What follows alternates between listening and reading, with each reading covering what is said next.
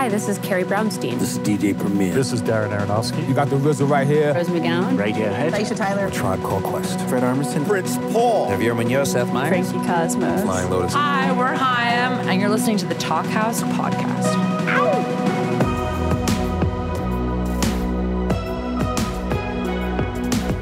Hello and welcome to the Talkhouse podcast. I'm Josh Modell. I'm so excited to share this week's episode, which features a fascinating, deep, yet kind of low-key conversation between two really talented people that you might not have expected to be paired up here, Bob Odenkirk and Marcellus Hall.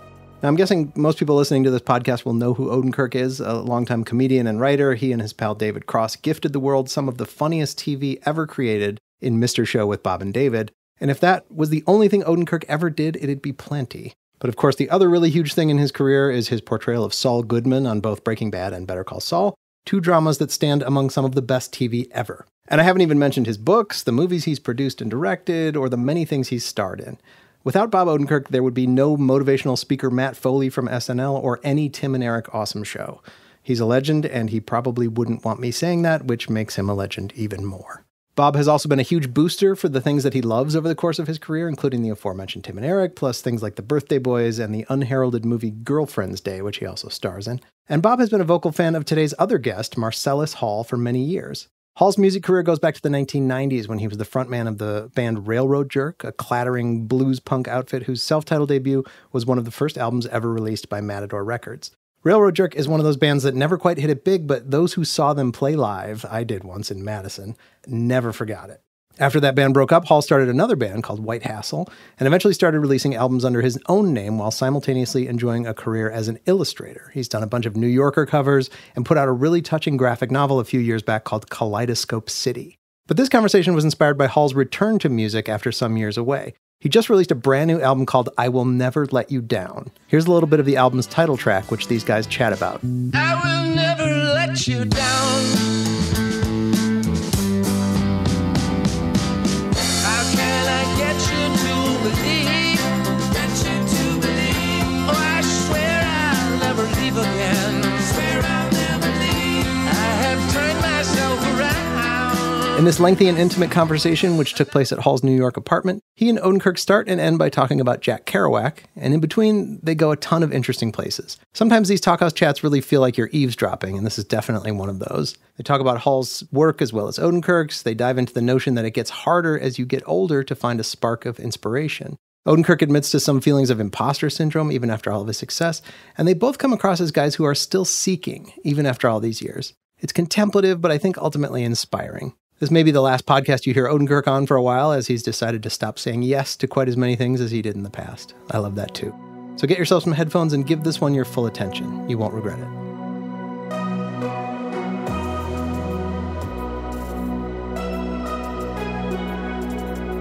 He was a crackpot when he was older, but he wasn't a crackpot. He was cool as fuck. Right. He was in, like, Kubrick movies.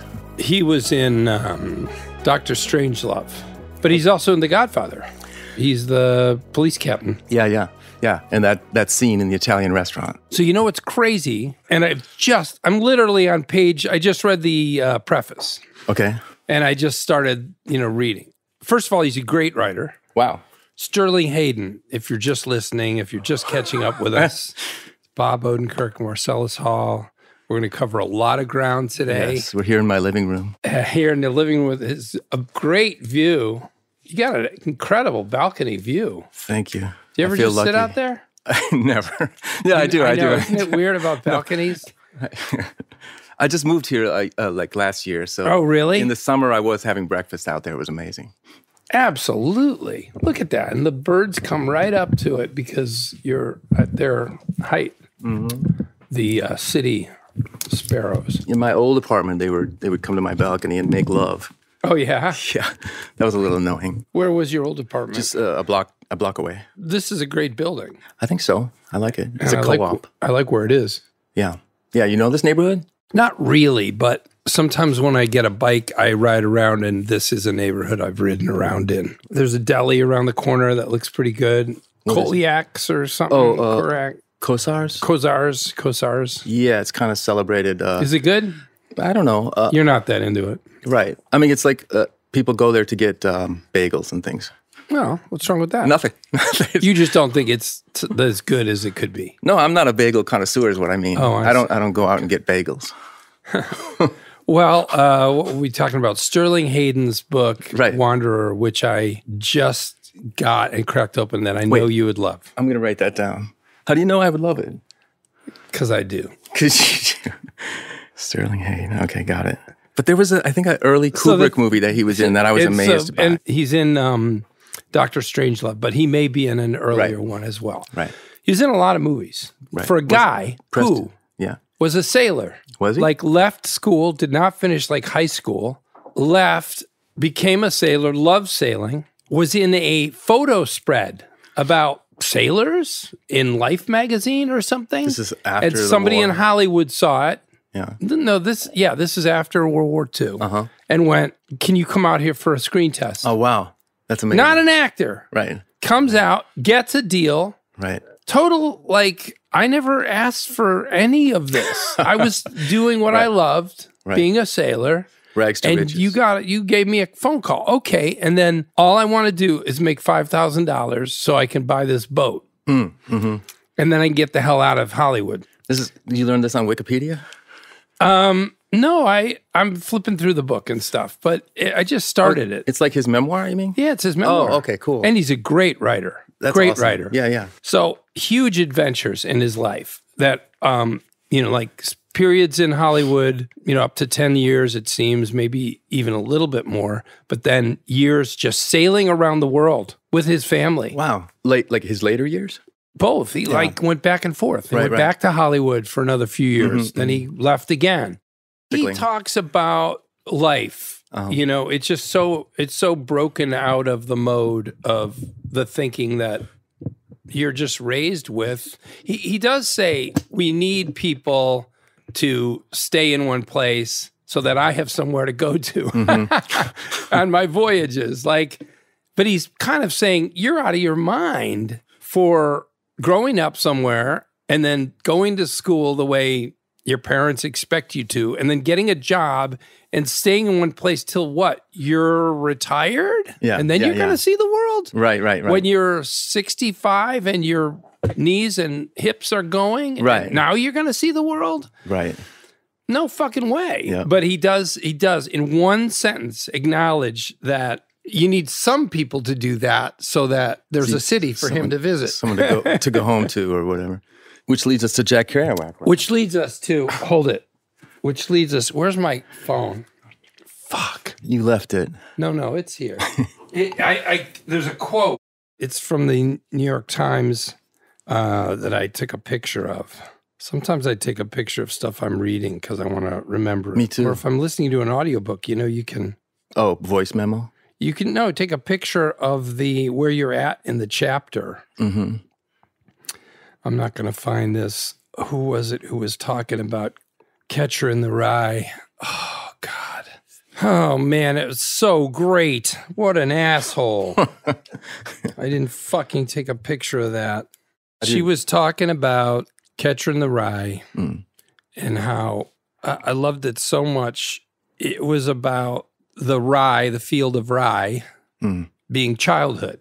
And he wants to keep everybody and himself from becoming an adult. Right. It's kind of the thrust of the book, right? Right, it is. Although I never understood that metaphor as clearly as that. But I never did either. You just made it clear to me now. Than I did. I just recognized it as I want to protect people, especially children. I want to protect them from the ravages of being, in the world. Yeah. But I never understood it more specifically as childhood. Right.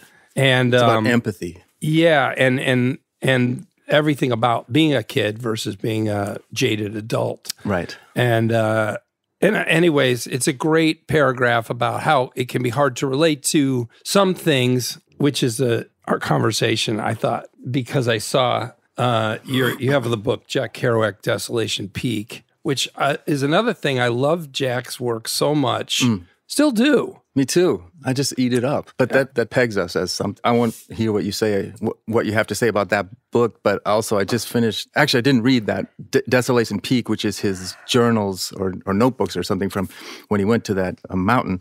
But the other book I just finished is Jack's. It's called Jack's Book, which is an oral history, which was amazing. It's to your left on the couch. Barry Gifford, and Lawrence Lee. Yeah, Barry Gifford, I know. Oh, you do? Yeah, I've read this too. Yeah. Not for a long, long time. And there's some footage of those guys in the late 50s just hanging out in the East Village on YouTube. Really? It's in color. It's amazing. What? Yeah, but there's no audio. But it's just fascinating. Like I'm watching it and you feel like you're there. It's right there on 3rd Avenue and... Can you pop it up? Yeah. I can. You know, Kerouac was so important to me. Me too. Marcellus, I wanted to be him. I stole On the Road. Oh, It's that's the only perfect. only book I ever stole. You know, but some bookstores hide his books because people steal them all the time. Really? Did you know that? I did not know They that. keep them behind the counter. Of course, it feels like it's in the spirit of Yes. the book to steal it, Right. to not participate in the system. Yes. But I took it. I worked at Barnes & Noble and Fox Valley Mall when I was a kid. A great bookstore and job to have when you love books. And I worked there for about a year and a half when I was in my first year of college. I went to college when I was 16. I love bragging about that. Ahead of It makes everybody, me sound smart, but I'm not smart at all. How did they get... It's just like I've never seen this. It's like some home movie footage. Oh my God. You can recognize the buildings behind them and Wow. I've never seen this, man. And there he is pushing that baby. he's not too sober, I think. In No, that. he's completely destroyed. But this is right. I think this is 59, like right after he became famous. So what if Jack was alive today? Would he have gone to rehab and started watching Tony Robbins tapes and running, being like the lead in the marathon, the New York Marathon? Our leader today, Jack Kerouac, starts the race. He's Probably. fresh out of rehab. How are you doing, Jack? I feel great. I'm writing like crazy. I've really taken Tony's 3 steps to success to heart. But these are great. This is a great piece of film. Yeah. Yeah. But so what did you do? You stole the book and then... No, I was only tortured and tempted. But when I was 16, I read On the Road, and I absolutely loved it. I grew up Catholic. Me too. Which probably is a part of connecting with all of his writing. Yes. When I was 16 also, I told my mom, I can't go to church anymore. I'm so sorry. Mm-hmm. I just don't believe it. You're right. You can go without believing, though. I don't know if you knew that. Yeah. Well, I did that for the first For the first 16 16 years. Yeah. But after 16 years, I wasn't getting more swayed. Right. Actually, I feel like when I was a little kid, I did believe it. Yeah. Yeah, I tried. I remember laying in bed and picturing, the devil. And of course, you hear magical stories when you're young, things happening, saints and, and miracles. statues moving. Yeah. I remember hearing a story about a statue somebody had transgressed for the billionth time, and the priest said, I won't absolve you. This is too many times you've come in here to the confessional booth. But then the statue above the guy in the confessional raised its arm and blessed him. And, when you're a kid, that is absolutely real to you. Mm-hmm. And then they make these little film strips. I don't know if you saw any of them, or even movies. Martin Sheen was in one of them. Martin Sheen was in... Did they ever show you movies? No, I didn't have a strict Catholic upbringing. I but, did. Okay, you did. My parents did. Yeah. But I do remember when the priest would say, we lift our hearts up to the Lord or something like that. I remember physically trying to lift my heart up to the Lord, taking things literally. Yeah, but those things can be real to a kid, right? Like Yes. we were talking about kids' books, and you've made some, and the images you put in a little kid can be extremely real and powerful. Mm-hmm. So when we're talking about religion, it kind of, you could say, worked for me when I was 5, 6, 7. It was real to me, and I don't think that kind of ever leaves you.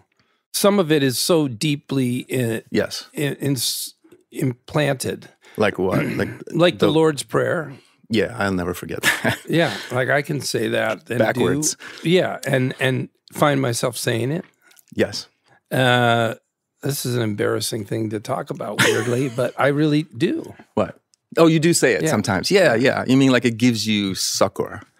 Well, I don't know if I choose to say it. It just comes out of my deep subconscious. Right. And starts being said. That's cool. And there's some good things about Catholicism, I think. Yeah, I think so too. Yeah, I mean the whatever, the pageantry, the rhetoric, or the I know the a lot music, of people the art. By the way, What? I don't like the art of it. I don't like the pageantry. What? I mean, Catholicism gets a But I bad hear rap this- for that, right? I hear it all the time, actually, Yeah. Marcellus. When I hear people talk about what they love about the church, Yeah. they always talk about the mass and the procedural of it and the artwork. And I'm like, actually, I don't think it's that good. I like modern art way better. Okay.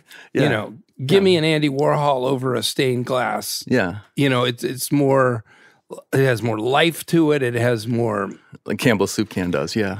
yeah, it has commentary. I love the cheekiness of Warhol. Yeah. Well, I love humor. Yeah, me And too. it has humor. Wait, and the Catholic art maybe has no humor. There's no humor Wait, in there's it. got to be some, though, somewhere. Well, I'm not going to argue the for it. The woman but- who repainted the painting in Italy, that counts as Catholic humor. Who's the artist? What's her name?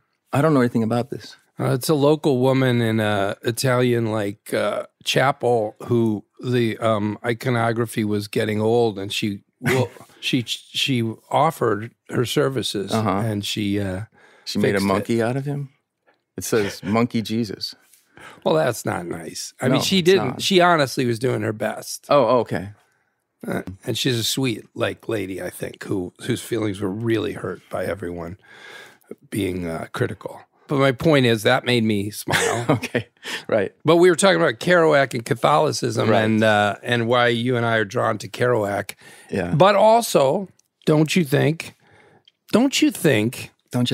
when you have these heroes Yes. and they go as far off the rails as Jack did, Mm-hmm. and I'm joking about him listening to Tony Robbins, right? Yes.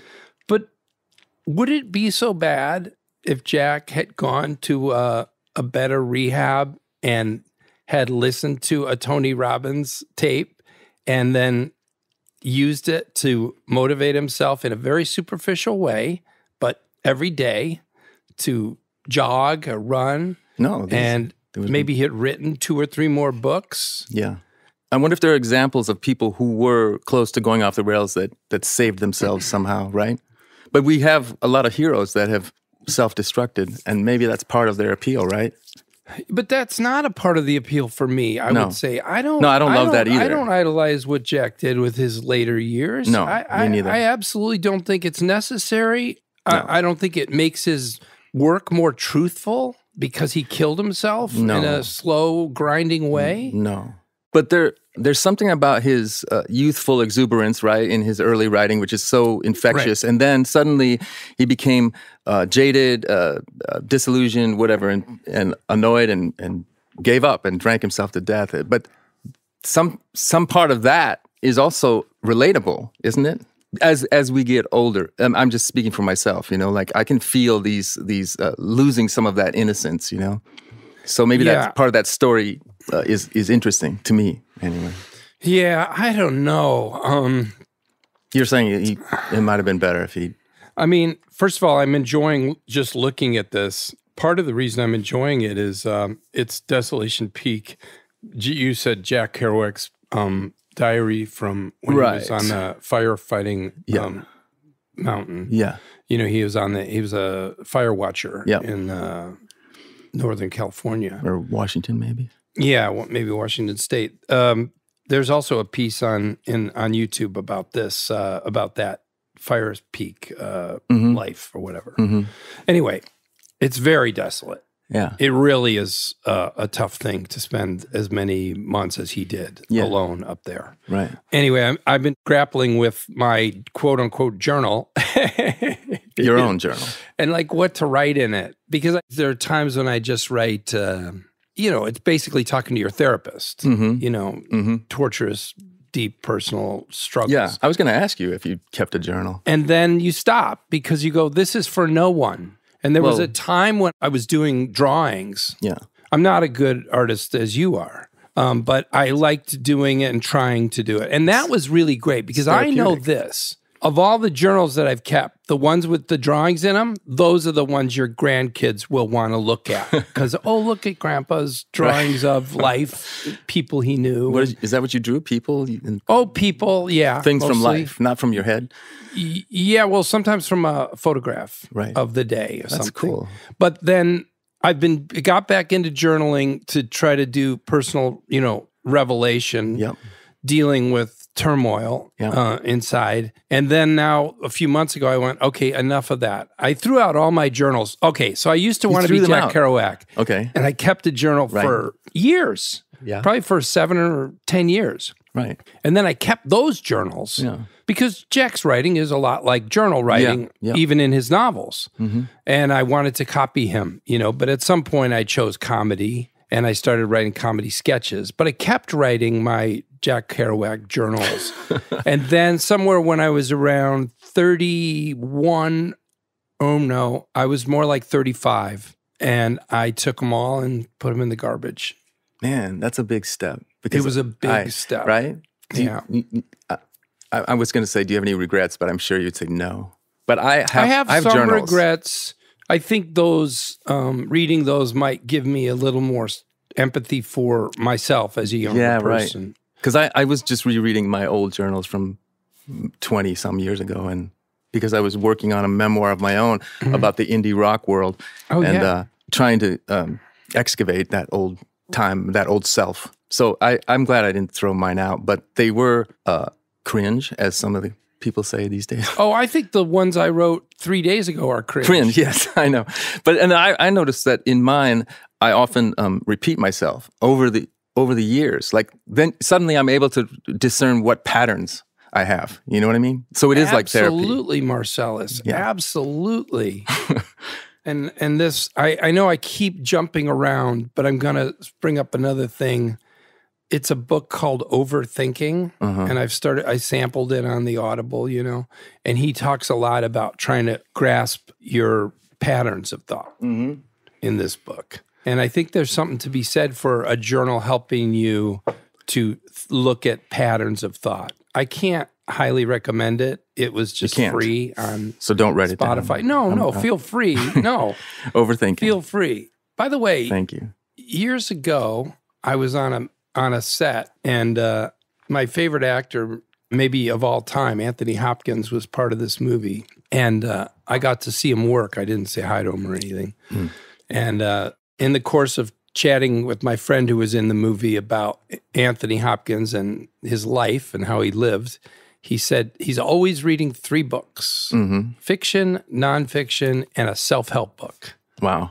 And I thought, what does he need a self-help book for? And also self-help books are kind of pathetic, I can't read those, But I got to say, Marcellus, I think he's right. Why not pick up the dumb fucking book? And if you get one thing out of it, and then throw it back in the slush pile of shit. Yeah. Who gives a shit? But they're so hard. They're so badly written. They're so badly written, and they're also, but they're so ubiquitous. They're so easy to get a hold of. You don't need to spend any money. Yeah, I guess. Library, Goodwill. And why not put it by the toilet and get one goddamn thing out of it? One nugget of wisdom. Yeah, and that's my theory on that. Anyway, have you read? I mean, let's I don't want to go down that road because I want to say, the one thing that you lose when you come out of the field of rye, is a certain mystical love for an interest in life. Yep. And I think that how you get older and try not to lose that is a real battle. And I think Jack lost it. Yep. Jack some Kerouac people don't even realize it's worth saving, right? And holding on to, right? It just slips away. But I think you're right. I'm conscious of it, and you are too. You must be, because I see that Billy Joel wrote his first song in like 17 years that he came out on really? Spotify. Okay. And not that I'm a huge Billy Joel fan. I like him as a person, and his journey has been interesting to watch. Yeah.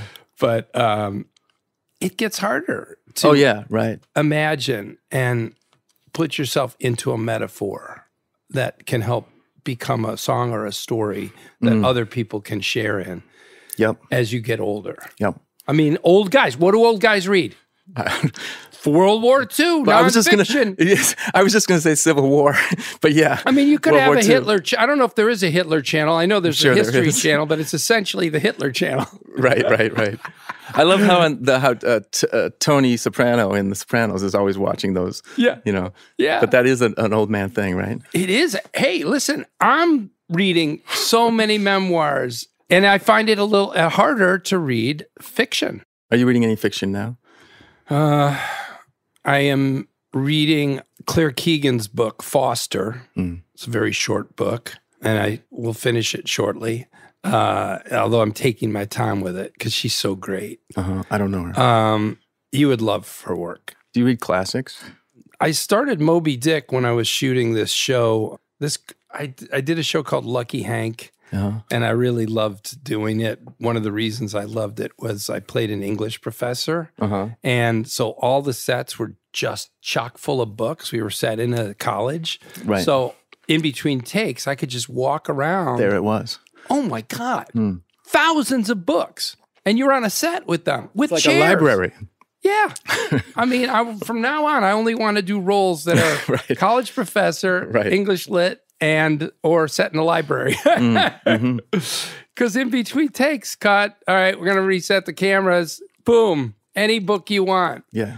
And I started reading Moby Dick. How did you like I was surprised. I loved it. Yeah. And I was surprised to find it was funny. I didn't. It is funny. I love that. It's funny. It's funny as fuck. Yeah, there's all kinds of little things in there that he's just like winking at you and you're just like, whoa. I wondered what was the fascination with it. Why is it called the first real American great novel? I think it's because of the humor. Yes, that's Hemingway said that? I think he said that, yeah. About that book, yeah. I think it's because of the humor. I think it's because of the smart ass fucking narrator. Yeah, I didn't think about that. That makes it American. It's like critical, snarky. But the whole thing is massive, right? I mean, it's all, well, maybe you haven't I just finished. Started it. I probably read it for, 3 chapters. I really liked it. The first, I'm going to read it. But there are whole chapters about like the anatomy of a whale, totally scientific, which are really boring, but contribute to the whole of the book in a weird way. It's like a big grab bag or a smorgasbord of whatever, mid 19th century whaling, but it's very American because of that, I guess, too. Let's talk, me and you, a little bit more about what it's like to try to maintain some sense of childish creativity, or not childish, creativity, romance, myth making, romance. Yeah, because you were talking about creating that world or something. I was thinking about that too before you came today. About the act of creativity is creating your own myth in a way. By the way, this is a great one. Which one? Lonesome Traveler. Yeah. My favorite Kerouac books are On the Road. Yeah. This one, Lonesome Traveler, is like number 3. And Dharma Bums. Not Dharma Bums. No. It's one of the last ones he wrote. I'd have to see the list. Big Sur, maybe? No, Big Sur's Crack great. Up? Big Sur's great. Yeah. It's one that nobody ever references. I'd have to see. It's actually a memoir. Well, they all are about his brother or something. It's kind of about his childhood. Which one? It's like Big Sur. Vanity of right Doulos. Yeah, Vanity of Doulos. Is that's the name of one of them? Yeah. I think I read that. Yeah, I remember loving that one. I mean, I read a lot of Jack, but I think I'd both find it hard to read him again and also find it really worthy. Like it's exactly what's missing from my adult life and after all I've been through. It's what gets beat out of you. That excitement about life, right? Yeah. Yeah. I know what you mean. Yeah. It is filled with the vitamin or whatever serotonin chemical that drains from your brain and body and soul as you live. And it sounds so negative, but it's that's true, right? But I remember it's not that Jack Kerouac actually gives it to you, but I remember feeling it, and he was Right. echoing it back to me, you know? Like, I remember he was speaking my truth or whatever, Right. you know, as a young man. Did you also get into Henry Miller? Not really. I did read some of his stuff, but I didn't get into it. But I remember reading Jack Kerouac and driving to my job at the mall or driving. It was a big deal to me to go out to DeKalb, Illinois, where my friends were at Northern Illinois University, and thinking about just keeping my foot on the gas and keep going. And then when I was at Marquette University, standing under the highways where they all converge, and you can walk down there. I don't know if you could anymore, but and feeling like I want to hit that road, and then tooling around Ireland, which felt like look, I'm a suburban kid. I'm from Naperville, Illinois. I don't really want to do heroin. No, I don't want to get in the wrong neighborhood and get beaten to death and laughed at in my obituary. right. This dummy walked down where he didn't belong. But I really wanted to break out and go and do what Jack did. And I really did, but I didn't. Yeah. I didn't. I mean, I only did my I did. weaker versions. Yeah. Tell me about it. Well, basically, I hitchhiked a bit, and I wouldn't do it now, but I did hitchhike from New York to Minneapolis, and I also hitchhiked from San Francisco to Seattle. What years? Like when I was 22. Oh, you wrote a book about it. I have that book. Yeah, I like that book. illustrated. Yeah, so that was my. Say the name of the book. You're a terrible promoter. It's called Hitchhiking, but I don't think it's available. It's just this small It's really print. great. Thanks. Beautiful. I was trying to just recapture that moment when I was infatuated with the Kerouac and the being on the road and that if it makes that you freedom. feel better, I don't know if you've seen John Waters' book about hitchhiking. John Waters, the filmmaker. Yeah, He but I don't hitchhiked remember the from book. Yes, from Baltimore to I LA. haven't- Of course, it's a more modern world and it's less Yeah. entrancing. But go ahead, tell me about. No, you did what I dreamed about. Well, I certainly didn't live Jack Kerouac's life, but I dipped my toe in and hitchhiked a bit, and it was exciting. It was exhilarating, but it was also boring and lonely and just pure drudgery, standing around waiting for a ride. And some of the rides were so boring and awkward and uncomfortable. There were some men who wanted to have sex, and I had to decline, or I didn't have to, but I did, and so it made me realize that maybe Jack Kerouac's experience was just like that too. He romanticized his life though and made it awesome. But what a different world he was in. I mean, I don't want to make excuses for why we did. Well, you did some version of that, but I didn't. But it was a different world coming out of World War II and safer. Maybe is that what you mean? Like, because sometimes it was I safer. push back on that idea that you don't think it was safer. No, it probably people. was. Yeah. But I push back on when people romanticize about the past and think it was better or something. But actually, I do that all the time. I do romanticize the past. Well, the only place I hitchhiked was Ireland. Yeah, okay. When I first went to Ireland, I only hitchhiked around for about 2 weeks. And, that's a very safe place. Mm-hmm. I don't know. There don't seem to be many hitchhikers there anymore. I was there a few months ago driving around. Mm-hmm. But there used to be a lot. That used to be a very legitimate way to get around, as it was in America. That's the other thing, is when Jack did it, it wasn't outside of the box. It was a normal choice you could make to get from one place to another. Mm-hmm. Just 20 years after the Depression. Yeah. When everybody was rambling. Yeah. Right? Rambling around. I did it in Ireland, too, a little bit when I was there as a student. And I remember, and so there you go. You remember it was very, it felt natural, yeah. Very accepted. Yeah. But of course, you're on an island. Where are you going to go? If you're a bad person, you're going to get caught within 3 hours. Exactly. The thing is, I guess from top to bottom is probably more like a 6-hour drive, right? 6 to 7 hours. So you've got 7 hours to get away. Right. It's any crime, the police can look at their watch and say, we have 7 hours. Right. He has 7 hours to get away. Let's go.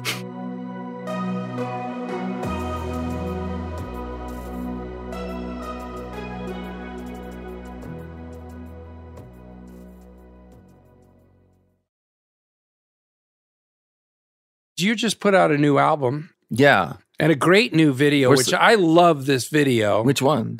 I'm talking about the one you just sent me. I will always be true, or I will never let you down. I will never let you down. Yeah. God, I loved it. It's so great. And of course, reminds me of the Picasso movie. It's supposed to, yeah. It's that I'm glad you got that reference, yeah. Yeah, I showed that to my kids when they were little, because I love that movie. Yeah, right. It's called Life with Picasso, or Something like that. I Am Picasso. Yeah, I don't know. It's a great movie. Yeah. It's great. I saw it in like film school, and then I got it. I should have it at home on DVD still. I did. Yeah, I always thought of it as such just a great movie. A bunch of clips of him doing it. No, it's a real movie. Yeah, I forget, but I just. Yeah, and isn't it great? Yeah, and we were trying to replicate that. And you did. So go on YouTube. I Will Never Let You Down and watch it. How did you do the part? I have a guess where it's the drawings are sped up, but you're singing in time. We slowed the song down really slow. Really slow. Yeah. That must be three times slower or something. It's not. It's weird, but it's not that weird. It's doable. Yeah. Yeah. It's a beautiful video and great and really just a brilliant thing. Thank you. And of course, only you could do it because you're actually an artist. Well, I'm trying to, bring together my art and my music, and in a way that I hadn't before. Just to sort of say, here's me in both aspects, and they're not totally separate. You know what I mean? Yeah, yeah. Well, I've asked you the question, and I haven't let you answer it. Which one? How do we refine the romance in the world so that we can care enough to write about anything, but especially I Will Never Let You Down, which is something that's harder to say as you get older and you realize you will let everyone down. That's and true. It's just a very idealistic it is, yeah. Statement. Yeah, my bass player, Damon, insisted that we call the album that, I Will Never Let You Down, because he saw it as such an earnest sentiment, and it is. And I felt a little strange about it because a lot of my songs have a certain wordplay and I like to play with double meanings and things like that. But that one's straightforward, straight shooting. Like to poke a hole in any kind of facade, or so in this one, you're being utterly earnest and of the highest ideals. I guess so. Yeah, and it's really beautiful and a hard thing to do as you get older, I'd say. Yeah. It's very much feels like the sentiment of a 20-year-old that you put your hand over your heart when you say it, and like it feels like Shakespearean youth, I guess, yeah. I mean, we haven't really shown this video to anyone. You were like the first person I showed it to. My friend Jason Wishnow just made it, and we're going to unleash it next week. So great. And the album will come out next week. It's called I Will Never Let You Down. Yeah, and we did a couple other videos. Yeah, they're all great. That one, though, I think rises above. Oh, good. I've got to say. Now, tell me the answer to the question. By reading Jack Kerouac, that's one way to do it. Yeah. I mean, honestly, just looking at these diaries makes me go, you can look at life this way. Mm-hmm. It's very romantic. I always tell people who are interested in art and drawing to never forget that feeling that you had when you were drawing when you were in kindergarten. Do you know what I mean? And I try to retain that idea when I make drawings and look around, It's harder, yeah. But there's a certain play that you can enjoy as you're touching the pen to the paper or something. Yeah, but what about like feeling things or writing a lyric like I Will Never Let You Down and knowing that, that's such a idealistic expression? Well, I was experiencing some heartbreak at that time when I wrote that song, and I just thought, okay, I'm going to just, pour it all down on this page. And then as I'm distilling lyrics and refining them, then I think that jumped out and I said, okay, I'm going to keep that. That's naked. That's weird. That's almost over the top, right?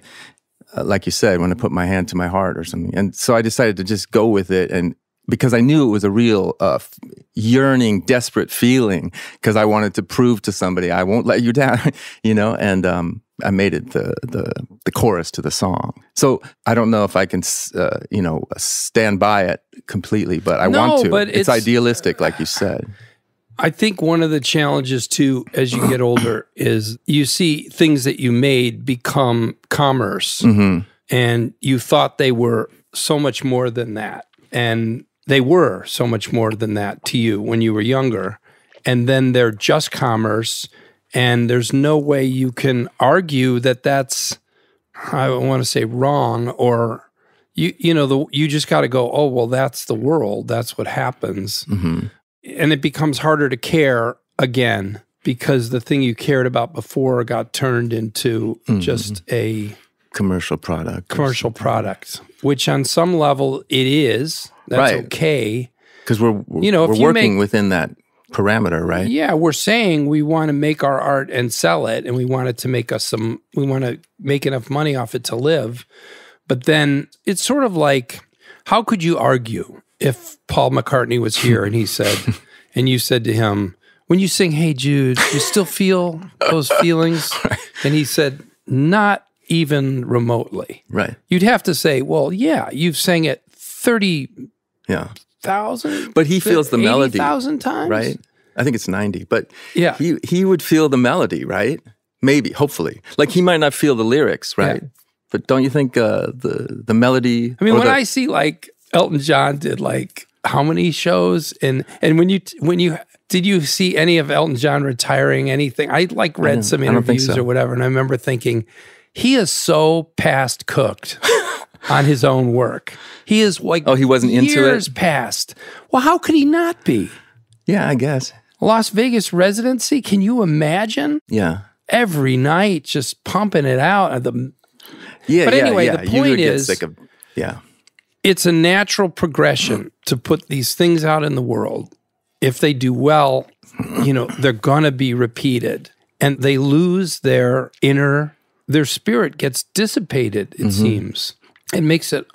Although I would argue it's hard to read on the road and not get swept up in it. But I think there are a lot of naysayers, though. Yeah, go ahead. I'm just aware. I'm aware of that. That loving Kerouac pegs us as something. Well, I think the spirit is alive in this guy. Me too. In Totally. writing. I'm into it. Yeah. What do you feel about the way in which he ended so poorly? Like I feel that any wisdom that he might have gotten from feeling these things and sharing them and asking himself, what do I care about, should have helped him be a better person. But he was so raw and sensitive, and it crushed him, right? And he took refuge in alcohol. The challenge of becoming an older artist and carrying on making things with some degree of love and genuineness, it's hard to write a song like I Will Never Let You Down when you're older. And you have to dig a little harder, and you have to almost disconnect from yourself to go there. Whereas when you're younger, it's just an extension of yourself. And I think that maybe he just didn't see that, or I'm going to go back to my original premise. How bad would you have felt if Jack Kerouac was in the audience of a Tony Robbins video, cheering him on and writing down notes and clapping and jumping up and down and then walking over hot coals for 15 feet and then going, that's it. I'm done with alcohol. Fuck it. Right. Well, who? I can't even picture that. But who? Yeah. I mean, it would be great if he was still alive. There's a lot of heroes of mine that would be great to see if they were still alive. But then, if he'd written more, would it have been anywhere near? No, I don't think so. I watch really closely everybody, all artists, and I have a feeling you do too. Actors, writers, artists, musicians, and watch the arc of their careers, and say to myself, "Oh wow, he or she is starting to slip there in his or her 60s, for example." Okay, whatever. Then let's talk about what I mean? Paul McCartney's last album, which I liked. And Paul Simon's latest stuff is good. Great. Did you like McCartney's last album? I don't know if I've heard it. It's not all, gold, okay. But I'd say it's equal to any Wings album. Yeah, and I love that it's you can have a second birth. Honestly, it's my favorite of his solo albums. Really? Yeah. The recent one? Yeah. I'll have to check and it there's out. a song in it. You're probably going to disagree with me. I think most people would. But it's my favorite. There's some great solo McCartney albums. with some great songs. I just think it's, in a way, the most challenging of his albums, that he was challenging himself. He sings a song about partying, and it's like, he's dude, 82, yes, right? Yes, but it's great. It has That's cool. great energy in it. Yeah. It's got great, like, fuck it, we're going to fucking party. And I'm like, even having that sentiment. He's tapping into Yeah. whatever it was that he had when he really did party, right? Because he can't imagine. Or maybe he still parties in his own way, right? in his own way. But it has guts to it, I'd say. I agree. That song. I want to hear it now. Yeah. Okay. But this is about my album, not Paul McCartney. No. I know, but so your album and this I have a party challenge. song on there too. It's called One Night. Oh, yeah. And it's a great song. Thank you. It's a great song. It's your first single, right? Yes. Off this. Yeah. Let's talk about it. Talk about One Night. All right. It's a party song. It's kind of a Cajun kind of calypso, African kind of rhythm. And we haven't landed on exactly what it is, but it's just 2 chords. It's easy to play. And it just by default became the single that we launched the record with. And people like it. And the video came together magically. And so that's all. It's really It's exciting. Thank you. Yeah. Is that the one that mixes live with your art? Or they all do on this all 3 videos? So yeah, they all 3 have some art in it, but this Yeah. one is me like dancing and Oh, yeah. that one. Yeah. Which sounds ridiculous on paper to me, but when I just felt like, I can do this, I can get in front of the camera and jump around for this, Yeah. and it will be honest and it won't be cringeworthy, and so that worked for me anyway. But when I got the prompt or whatever for this podcast, they said we should address why you're even here in the first place. And it's because you've been very supportive of my art and music over the years. And I remember listening to Railroad Jerk. Thanks. And then I bought White Hassle. Right, you mentioned that. And I don't know if I even drew the connection between those 2 things very quickly. Yeah. This guy's voice sounds familiar. Right. So you were in New York at that time, right? In the 90s? No. I got those when I was in L.A. Okay. So I came to them late. Yeah. I don't know how I found them or stumbled across them, but I was not in New York anymore. Okay. I never saw you or knew. If I knew about you then, I would have come to see you. Okay. Me too. I would have come to see you. But there was a lot of comedians, I guess, that I found out later that were really into the music scene. And Yeah. So that was cool for me to meet several comedians, you included. Who did you know in the early days? John Benjamin? Or Yeah. And John Glazer and David Cross and Todd Barry and Chelsea at Peretti. Pianos and, when they were doing that stuff?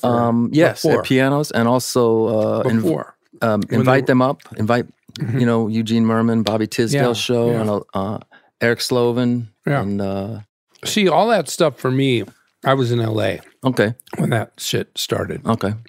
And I would argue, and this might be myopic of me to do, but I think I could mount an argument that indie comedy or kind of alternative comedy started in L.A., not here in New York. You motherfuckers. You motherfuckers. Wow. Okay. I don't even know. And which this fucking place, where did they do it here? That was a place here, and everybody was like, oh, that's where the scene started. No. Wow. L.A., Big and Tall Books probably is the first place, but then the Uncabaret. And then 5 years later, New York started having Luna Lounge. Yeah. Started 5 years. I thought later. there was not a few months later. This tribalism is later. new to me. I didn't know there was this rivalry. I mean, in the comedy world. Well, it's this thing of it was such a slow startup. There was almost a feeling of like, I'm in LA, acting and stuff. And people are like, have you ever heard of alternative comedy? It started in New York. Like, I was there when it started. Right. It was here. Right. And in Chicago, right? I'm sure stuff happened in Chicago. That was a scene that you're describing that you knew the comics from. And I was kind of moved along. Look, stand-up for me was always a challenge. It still is. I don't really know what my voice is in that arena. For me, it only existed as I write comedy. There's a wide latitude of freedom in alternative comedy as opposed to, say, performing at the Improv or the Comedy Store, which I've done, but which I inevitably, let the audience down and I can feel it happening because I'm not doing anything they can identify easily as the kind of comedy they paid for. But alternative comedy has such freedom within it. You know, you can mount anything. I mean, you can do a sketch up there. Right. And people are doing pretty wildly variant shit. And so that was a place that I was able to work in better. Even that was like I wasn't committed to on a level that could get me a solid presentation.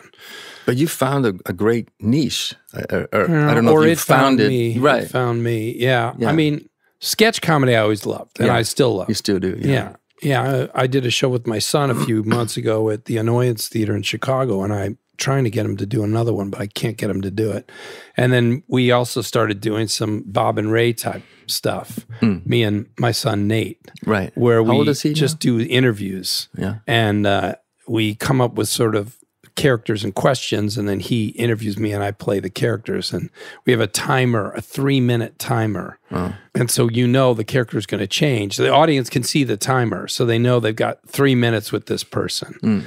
We've done it 2 or 3 times, and it's really fun. And so I might try to do more of that. But this is just playing around on stage, and you really need a tolerant audience because it's not refined in any way. And I've always needed that. I just can't. I tried numerous times where I said, okay, let's go. We're going to create a stand-up act for me. Right.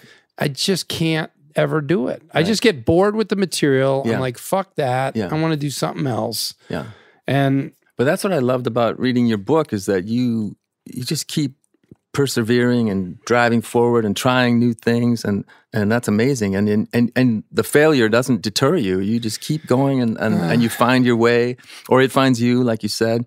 And I also love, you just mentioned your son, but the way you collaborated with your daughter as well with that children's book. I think that's really cool. I don't have kids. Thanks, buddy.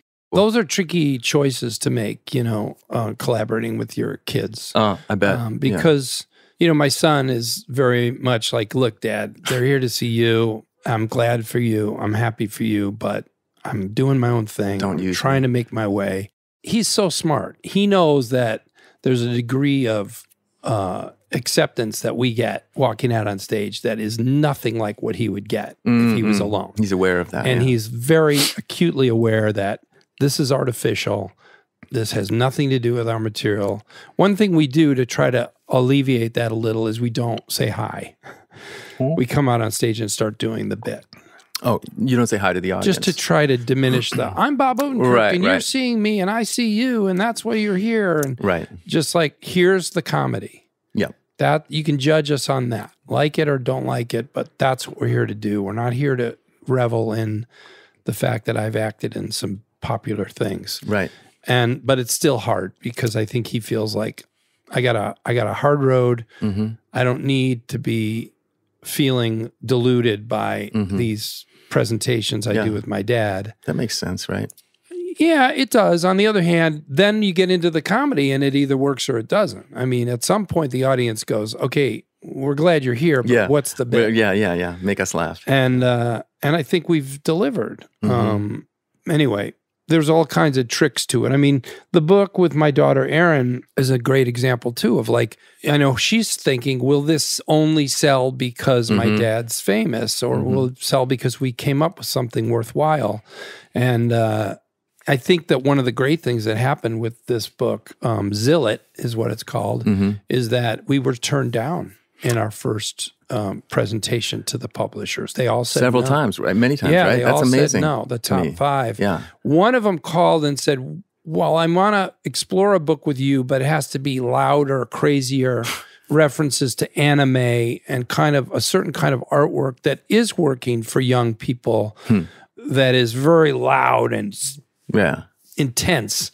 And we actually talked about what would that version of this book be, and just realized that it just didn't fit with what we had come up with. And so we asked ourselves, what is our book about?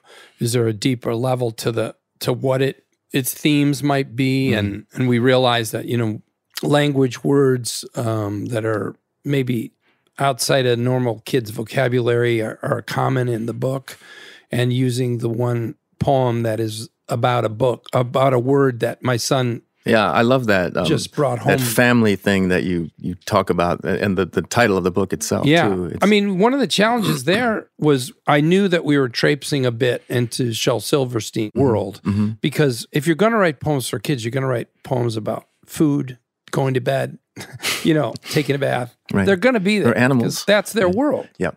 Those are the things that matter in their world, Right. that get talked about, Yeah. that have tension around them. Yeah. But you guys had a family book that you wrote way before this book, which I thought was really cool. And you were attempting to instill in your kids a love of creativity and understanding of it, right? Yeah, and I think a belief more than anything that I am worthy of writing something down. Yeah, I love that. And trying to create something. Mm-hmm. I'm sure you had that struggle and maybe still do, and I do too, of like, wait, who am I to think I could do this? But you're an inspiration because you just buckle down and do it. And yeah, we both recognize that that voice in us that says no, the naysayer, right? But well, there's some part of me that the imposter syndrome, as you mentioned. Yeah, and that's been difficult for me, especially the last like 5 years.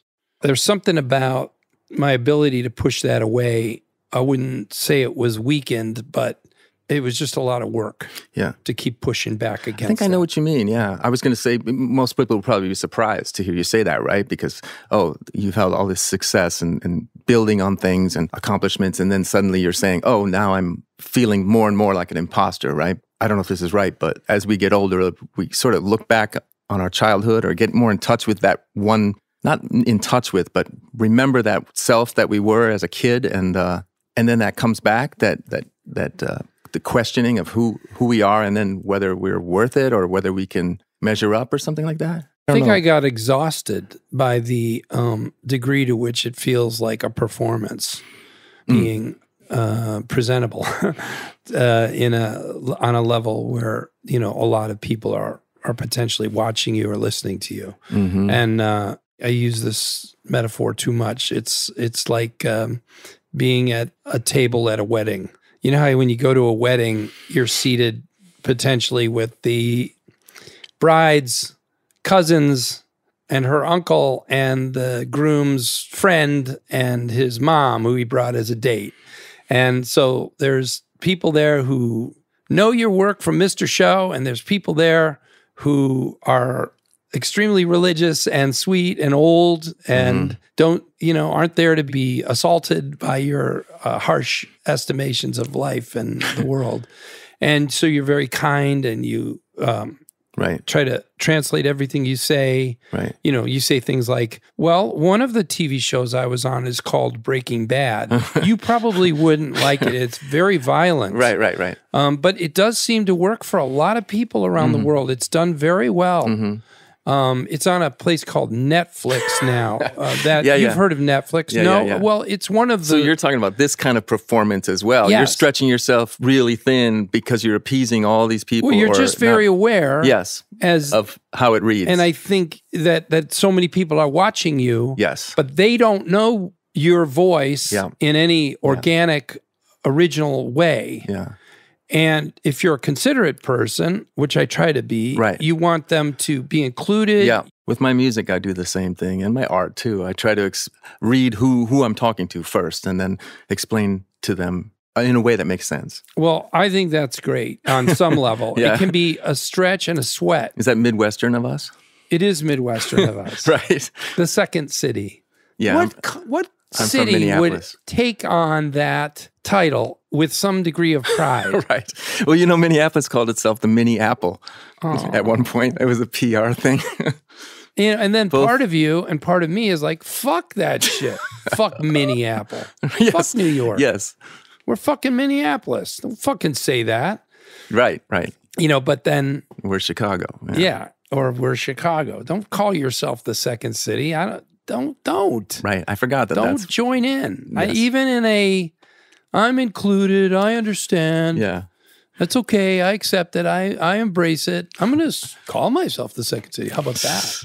No, don't. Be you, right? Just be you and don't apologize. Yes.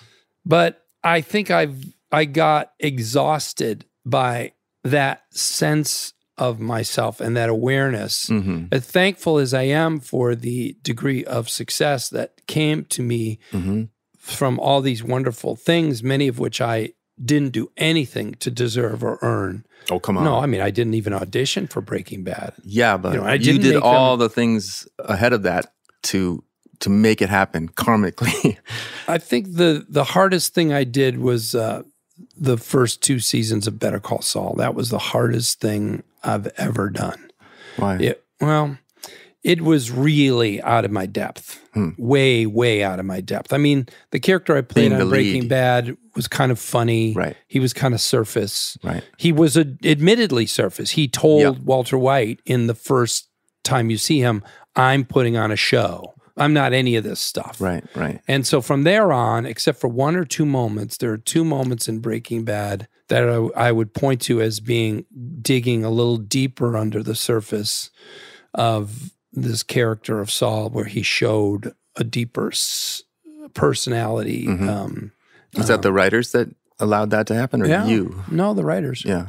I mean, as an actor, you're just trying to justify what the character's doing or saying. And in these 2 moments, one being in the office where he tells Walter White, maybe you should quit while you're ahead, which is very against the character of Saul in a way, because what does he care? Yeah. He never cared.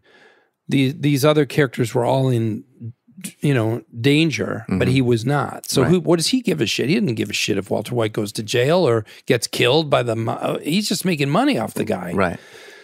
So and you could argue that at that point in the journey, Saul was a little bit in the crosshairs. But the truth is it just went against his character to tell Walter White to just quit. Right. Take the money and stop. So maybe that's the germ of Better Call Saul, because then suddenly there's I would argue there's compassion. an even stronger moment, and I should identify what episode this is because I reference it occasionally when I'm talking about this character. But he's taken Jesse. He's gone to deliver a message and I think a gift to Jesse's girlfriend and Brock, her son, who Jesse's become close to these people, but he can't see them anymore because he's in such trouble. And so Saul is delivering something to them, and then he gets back in the car and he tells Jesse, you should go talk to them. They're right there. Go see them. They want to see you, and you should do that. Now, that, again, is a great example of, now Saul has there's no plus to that. In fact, there's negatives. It shows a sensitivity and a care and a humanity to that character that does not have a justification outside of he's a human too. And he is. Buried in there is a person. And that was the challenge for you, those first 2 years? Well, it was a great moment to feel like, wow, this is neat. I'm getting to show that there's a soul inside this guy. But then the Better Call Saul challenge was so much greater. It was that times 50. Right. Saul really, they dug through that character and dug deep to show other sides of him. And it worked. It worked, but it was hard for me to do. It was really hard. It was really hard. I never took acting classes, and I think you learn a lot you can learn a lot from that, and there's all different schools of acting. There's a great book called The Method that came out, I think, 2 years ago, and it's about the journey of the acting schools, Stanislavski and stuff, and it's really cool to read because you get to see these different approaches and how they developed and offshoots of each other. And the truth is, I think any actor is using some version of one of those schools. And any of them work depending on who you are as an actor. It's a very personal journey, that career, that job. And I think whatever I'm doing, if you broke it down and I shared it with somebody who really understood, would put it in one of those schools or crossover. Right. But I had to start doing that work of like, how do I present these feelings and play them and make them come alive? And where do I find those things inside me to play these sides of this guy? And it was it was a sweat. It was hard. I lost my voice completely doing the first episode of Better Call Saul. The weekend before we shot, I completely lost my voice. Why? I think stress. Yeah, that's I think interesting. stress, yeah. Anxiety and stress. Yeah. Wow.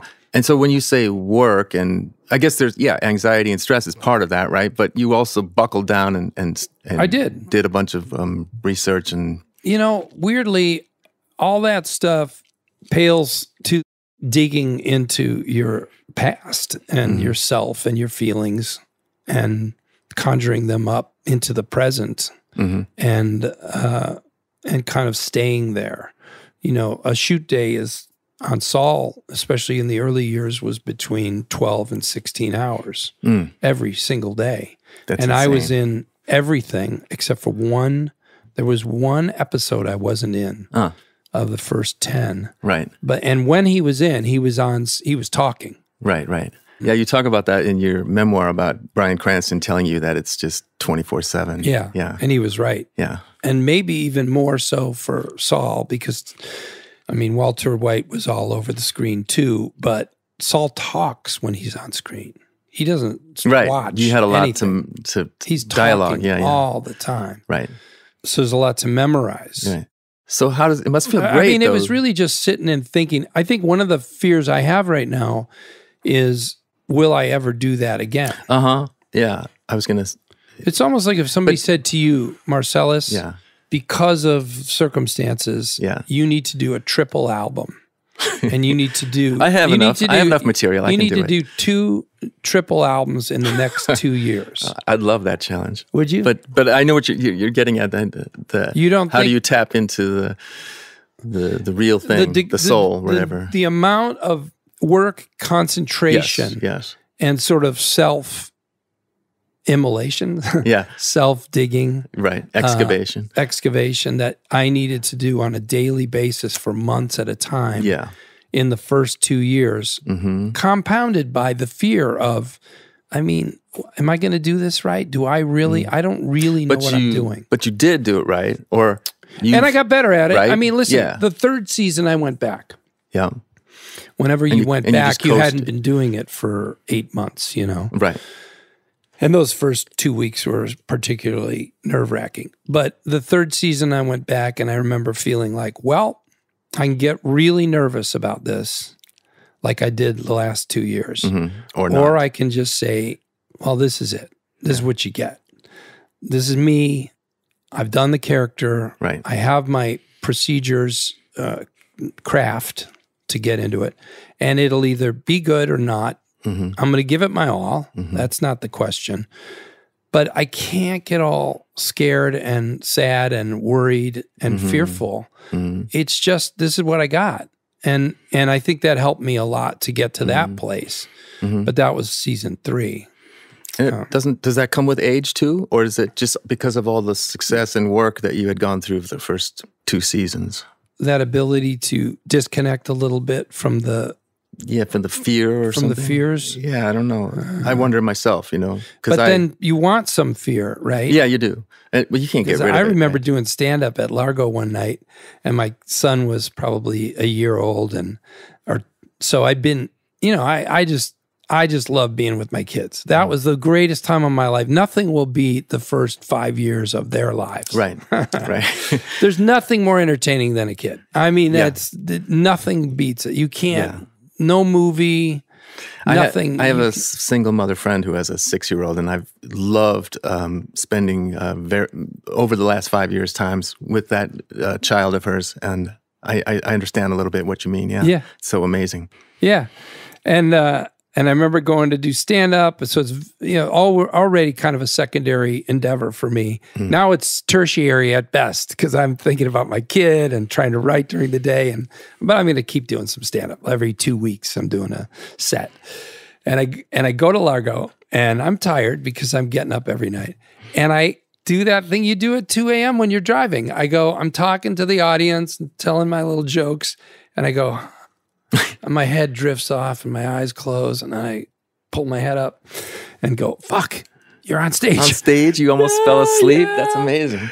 But I remember thinking, you can't be that, you have to be a little scared. Yes. From that point on, I was like, hey, let's get scared. Come on now, Let's give the audience that much respect. Yeah. Let's get a little scared that you're going to fucking suck, and that's not okay. Yeah. That's true. It matters. Yeah. Little fear is good. Definitely, yeah. And when you lose that, yeah, you got to conjure it up. I don't feel that I ever was in danger of losing that, but maybe there's a few shows where I've coasted or something. Your 20th show on a tour. Yeah, maybe. Yeah, I do recall a couple like that. It's where you have to remind yourself that the person in the audience paid good hard for the money. Ticket. Yeah. They haven't seen you 20 times. Yeah. You're on your 20th show. This is their only time they're going to see you maybe in their life. Yeah. They like you. They want to see a great show. Mm-hmm. And you put yourself in their head and think, let's go. Yeah. Be a little scared. Yeah. Let's go. And you also, I remember in those moments too, I would try really hard to tap into what I love about playing music, or in order to satisfy that, what the audience member needs and deserves. I would tap into, try anyway, go back to that time when just strumming the guitar was so exciting, Well, can I tell you one of the things I love about a live show that I wonder why isn't it more of an ethos of musicians when I watch them perform live? It is some. I've heard the song. Mm-hmm. Maybe I've heard it hundreds of times. Mm-hmm. I would like to see you experience the song somewhat fresh, as best you can be achieved, by looking at each other, feeling like you're in a studio, like I'm watching you guys fuck around a little bit. Be excited or be loose. Surprise each other. Yeah, that matters. Yeah, that's important. And you probably couldn't do that on every song or it would become a mess. Yeah. But to pick like 2 songs a night where you go, we're going to go nuts. You do something. Yeah. Do something fucked up. Yeah. Let's do an opening to that song. I'll start on my guitar. Nobody join in until, even though we have never done that. I'm not going to show it to you right now. You're going to have to catch on. Yeah, those are valid tricks, I think, that a musician employs. And we've done things like that. I feel like, keeping rigid parameters in terms of how the song is structured is important, at least for me and my band. And then within those parameters, I mess around vocally, for example. But we got to go back to the original question because we talked about reading Jack Kerouac to reconnect. And the question is what? The question is, how do you reconnect? Sustain. How do you write a song like I Will Never Let You Down, realizing that this is a youthful sentiment, but I still need it in my life? Because I need it in my life. I'm married for 26 years. Yeah. And my wife's going to be mad at me. I bet we're at 27 already. And what the fuck? You can't. But I still want to feel that way towards my wife. Yeah. I still want to look at her and put my hand. You guys should have date nights every once in a while. Well, we're getting better at all that stuff. We are, now that the kids are grown up. Yeah. We're getting better at hanging out together more and having a good time. Yeah. It's hard when kids are little and your lives are just a schedule. I'm sure, yeah. But tell me more about staring into the void and trying to feel feelings.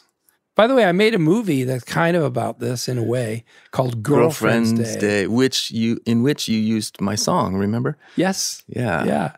Which is to me about, how do I feel feelings again? He's an older guy. Yeah. He's supposed to write romance cards. Yeah. And he doesn't feel love for anybody. Yeah, right. But this girl comes along and she makes him feel in love. And he's Right. able to write this card. And then he realizes she was manipulated to do it because somebody's got to write this great card. And if he can write it, whatever, they can have this holiday.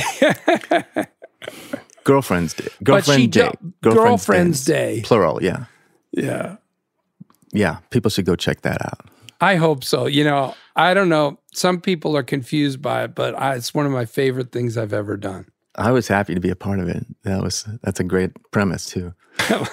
There's not much I've done that I love. Oh, really? Okay. How do you feel? I mean, Yeah, I know really, what you really. mean. There's a couple Mr. Show scenes. There's a couple Mr. Show episodes. That's really interesting. Not many, but Yeah. a few where I go that whole episode. Yeah. Which is shocking to me, that a whole episode. Yep. The one with mediocrity in it is the best, I would say, overall the best Mr. Show episode in that it works as a piece, as a whole. Most of them don't really work as a whole. They're fun. They go to a lot of fun places, but that's the only time we touch the hem of Monty Python's garment. Right.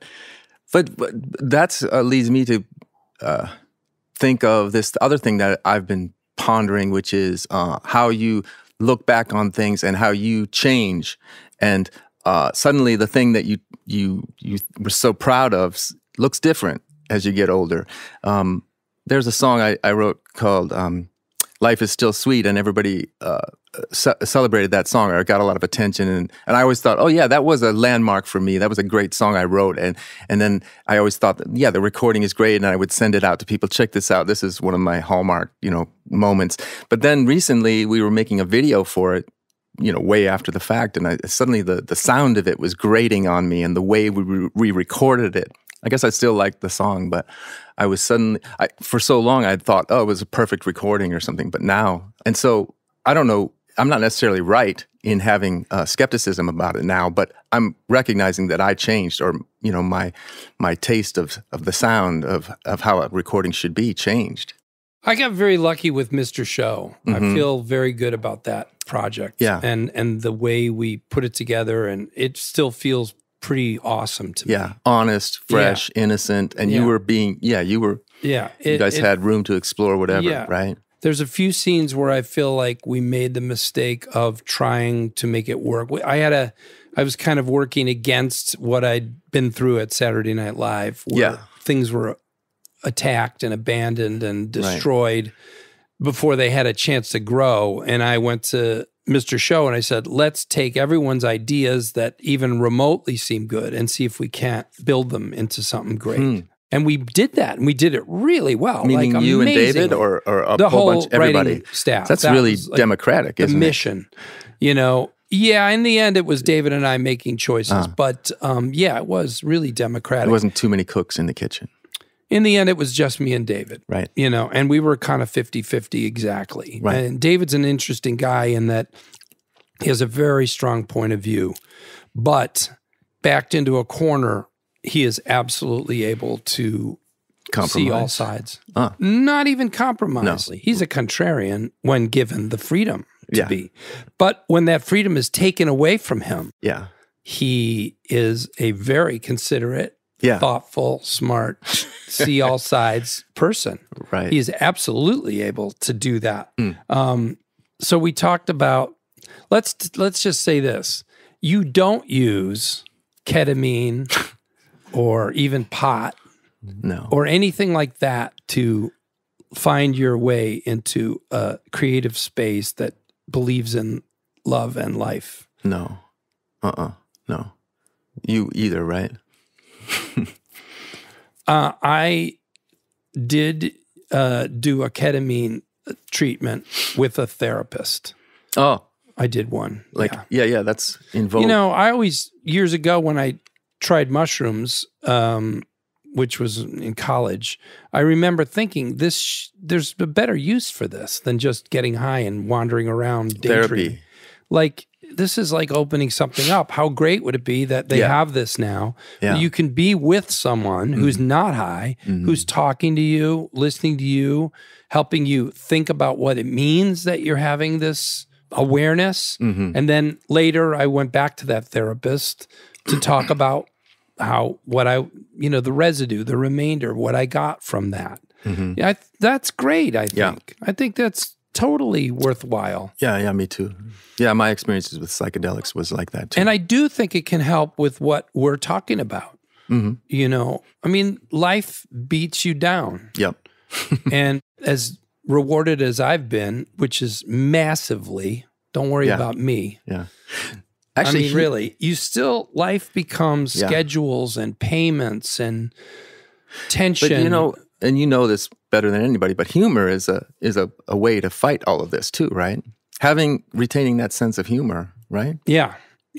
Because I feel like that's one of my tools myself. I think even that laugh. Can be hard though, to be as spirited and creative as you were when you were younger. Yeah. I think a lot of older man humor becomes simply grousing, simply bitching. True. There's that danger. Yeah. Yeah. Which is, a way in, definitely. Yeah. I remember thinking one of the things that David and I did when we were writing Mr. Show was you'd show up in the morning and you'd literally say, what really pissed me off? Yeah. Some grousing. stupid. Yeah. it's a great place to start. Yeah. It's just sometimes, I know later George Carlin specials, when he was older, verged on, well, he's just a bitchy old man. He's not, he's just enlarging on that point of view. That's all he's doing. He's not going anywhere. I think I saw some of that too. Spirited. In clips of him, Still great. I mean, really great. Yep. Yeah. So no drugs. Right. But there are artists whose careers I watch in all of the arts who, like you mentioned, Paul McCartney, for example, who have a second wind, who later resuscitate some of that enthusiasm that they had as a young person. And I get a lot of inspiration from that. I don't know if you and I will experience it, as we move on. Well, I think one of the challenges I have, and I'm at a great juncture right now, like literally right now, today, but seriously, in this moment, is I did all this stuff. I worked a lot in the last 15 years, and I put this break in. I stopped saying yes to things a few months ago. So I was able to turn it all down, which was very hard to do. And I think if I can divorce myself a little from my public persona, which you can never really get your own head around how people see you. Yeah. And I can just daydream a little. When I was a little kid, I that's my favorite thing in the world is daydreaming. Okay. Seriously, it's a weird thing, but it's like lying in the grass, looking at the clouds, or what? Riding a bike around. Bike riding, yeah. I do that. Yeah. It's meditative. I walked home. This is what a different world it was. We were talking about hitchhiking earlier. Yeah. When I was 4 and I went to kindergarten, and I went when I was 4, which is one of the reasons way ahead of the rest of us. College when I was 16. Yeah. It's because I started early. I would walk home alone from school. Wow. That's unheard of now, right? Unheard of. Yeah. Now, the school was, I want to say, a block and a half away. It might have been 2, but that's as far as it was. It was down there and over to my house in LaGrange, Illinois. And my grandma, who lived nearby, drove by and saw me walking home. And she called my mom to say, does he ever make it home?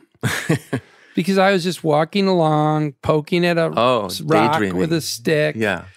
Not walking very forcefully or in a, Right. And I think that I get this window here to do that again. And I think I most of all need to do that. And the challenge is, can you really divorce yourself from the way you perceive the world perceives you in your desire to give them what they ask for, give them what they expect. Right. But rather just go, fuck that shit. Be yourself somehow. What do I want to make? Reconnect. What do I want to do? Don't worry about what they expect. Don't worry about what they want. And just try to get back in touch with that. Yeah. And I'm going to try to do that. Yeah. I love that you're articulating that, because I think it's really valid. And as, being someone who's similar in age as you, I recognize that too. Just to push aside all the demands that we felt were necessary growing up and then suddenly reconnect. Yeah. Well, one thing you just talked about a little while ago that I relate to is I think you don't take for granted the audience's awareness of you or where they come to, but rather you write a song, you were saying, and think about, I want to share this with somebody almost with fresh ears, like somebody who's never heard me. And they press play on this song. Yeah. I mean, that's actually not so easy to do. And I don't think a lot of artists do that. I think a lot of artists, they build whatever they're making directly out of what they've done or the way they believe they're perceived. And that works fine. But in other words, it would be like, well, it's you going, nothing I've done.